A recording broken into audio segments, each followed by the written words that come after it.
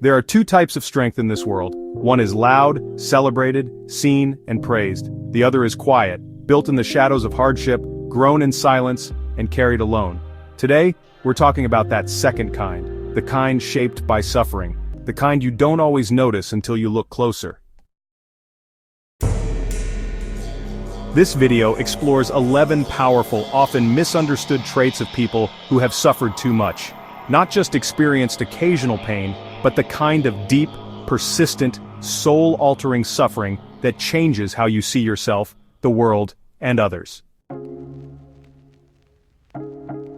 These people don't always talk about what they've been through, but the traits they carry, their habits, the way they move through life, are reflections of the pain they've endured and the resilience they've built.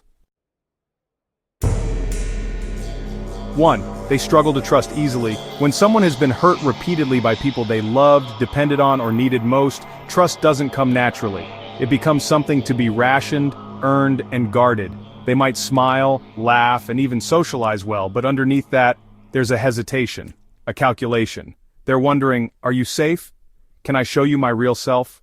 Or will I regret letting my guard down? This doesn't mean they're cold. In fact, they often long for closeness more than most. But past wounds have taught them that intimacy comes with risk. So they build walls, not to shut people out, but to protect the parts of themselves that have already been wounded too many times. And here's the irony. They're often the most loyal, supportive, and trustworthy people you'll meet. Because, they know exactly what it feels like to be betrayed, and they would never want to inflict that on someone else. 2. They're hyper-aware of other people's emotions. Many who've suffered a lot have had to become emotional detectives.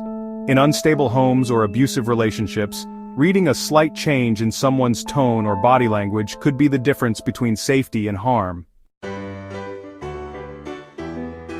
So, they learn to pay attention, to listen not just to what's said, but to what's unsaid. They became experts in energy shifts, sensing when someone is irritated, withdrawn, or upset, often before that person even admits it to themselves. This emotional radar, it doesn't turn off in adulthood. At work, in friendships, in romantic relationships, they're always scanning, picking up on cues others might miss. It makes them great at reading people, but honestly it can also be pretty draining, because they're constantly monitoring the emotional climate around them. They may come off as overly sensitive, but in reality they're finely tuned. Their nervous system has been trained for emotional survival. 3. They minimize their own needs.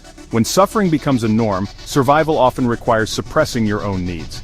This is especially true for those who grew up in neglectful or chaotic environments where asking for help brought shame, anger, or nothing at all. So they adapted. They became self-sufficient. They stopped expecting care from others. They learned to endure quietly, to be strong, to smile even when they're hurting. Even now, they may struggle to articulate what they want, let alone ask for it.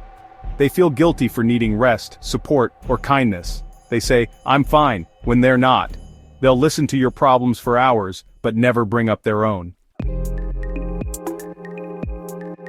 The truth is, they often long for someone to notice, to ask, "How are you really?" and mean it. But years of minimization have taught them not to expect that, so they keep going even when they're running on empty. They have a strong inner world. When the external world is harsh or unkind, many turn inward. For those who've suffered deeply, this inner space becomes a haven, a place of reflection, imagination, and processing. Some become writers, others become artists, musicians, or deep thinkers. Even if they never share it, they have rich internal lives filled with memories, questions, hopes, and fears. They might retreat into books, daydreams, or, long walks alone. It's not escapism, it's survival. Their inner world gives them the space to process what the outer world has failed to hold for them. This internal depth also means they tend to think deeply about life. They question meaning, purpose, and morality. They're often old souls, contemplative, philosophical, with a quiet understanding of life's darker sides. 5. They exhibit intense compassion. You'd think suffering would harden people, and sometimes it does. But often, the opposite happens. Many who've endured profound pain become incredibly compassionate. They don't just sympathize, they empathize. They don't judge people for falling apart, they've been there. They know how one bad week, one loss, one betrayal can unravel you. They notice the quiet signs of struggle in others, the forced smile, the fatigue behind the eyes, the unspoken heaviness. And without making a big deal of it, they show up, with a kind word, with presence, with patience. Their compassion is grounded, not performative. It comes from surviving their own storms and wanting to offer shelter to someone else. 6. They avoid conflict or overreact to it. Conflict feels different when you've been through serious emotional trauma. For some, it's a terrifying experience that triggers their fight-or-flight response. They'll do anything to avoid it, including people-pleasing, self-sacrificing, or going silent, just to keep the peace. For others, conflict sends them into defense mode instantly. A raised voice, a dismissive tone, a cold glance, and suddenly, they're back in an emotional war zone from years ago. Their response might seem disproportionate, but it makes perfect sense in the context of what they've lived through. Even healthy disagreement can feel unsafe, because, their bodies have learned to equate tension with danger, so they either over-apologize or become overly defensive. Understanding this can be a game-changer, both for them and for those who love them. It's not about controlling emotions, it's about healing the nervous system. 7. They gravitate towards solitude. Solitude is peace. It's control. It's the absence of tension. For those who've suffered too much, being alone doesn't mean being lonely. It often means being free from judgment, pressure, and noise. They might be introverts by nature, or they may have become that way through experience. Either way, solitude is sacred. It's when they can hear themselves think, when they don't have to monitor anyone else's mood, when they can finally breathe. This doesn't mean they don't crave connection, many do, but connection has to feel safe, and that's a high bar for someone who's been hurt too many times. They might cancel plans at the last minute, or vanish for a few days to recharge. It's not rejection, it's recovery. They have an unusual level of maturity. When your childhood ends too early, you grow up fast. Many who've endured prolonged suffering had to be the adult in the room before they were really ready. They managed emotions, responsibilities, and crises. They learned to self-soothe and honestly to self-parent. Now, as adults, they carry a maturity far beyond their years. They're calm in chaos, logical in crisis, thoughtful in decision-making. People often say things like, "You're so grounded," or "You're wise beyond your age." But this maturity came at a cost.